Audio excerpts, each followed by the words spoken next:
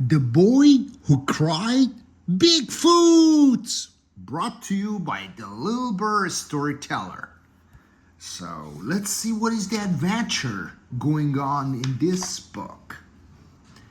This is the story of my friend Ben and how we first met. This is Ben. Ding ding. Ben liked to tell us stories. Look, everyone, it's Bigfoot. So the dog is surprised. Where is it? He's claiming there is Bigfoot around here.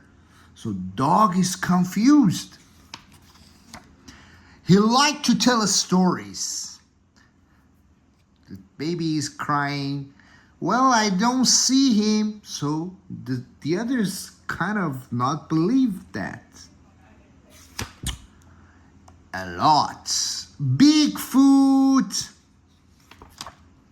All that practice made him a pretty good storyteller. And he looked like this, and he sounded like this, blah, blah, blah, blah, blah, blah. So people consider him as someone who just say things which might not be true, but he likes to tell a story, which is a good thing. He even used props. What a tenacious little fellow he was. People came from all over town to see Bigfoot. They waited and they waited, but the creature never appeared. So he made some Bigfoot feet steps to convince people that Bigfoot exists. So people came wondering where it is. And he walked right through it here. See? After many hours with no sightings, everyone suspected that Ben had made it all up. So everyone said, Bigfoot isn't real. He is real. His feet were this big. He was right here. I saw him. So his dog is kind of mad at him too at this point. Quick! What is going on here? I don't ever remember crossing paths with you, little foot, I said.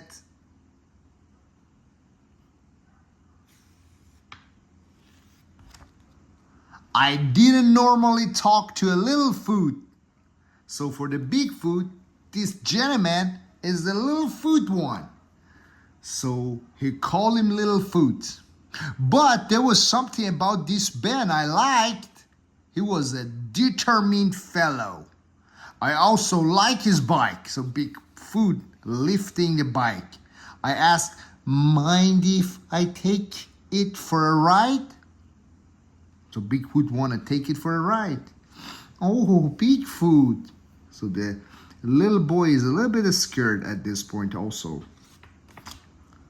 Bigfoot, Bigfoot, Bigfoot, stealing my bike. So the Bigfoot tell they're coming with. And my dog. So the Bigfoot rode with the bike and the dog.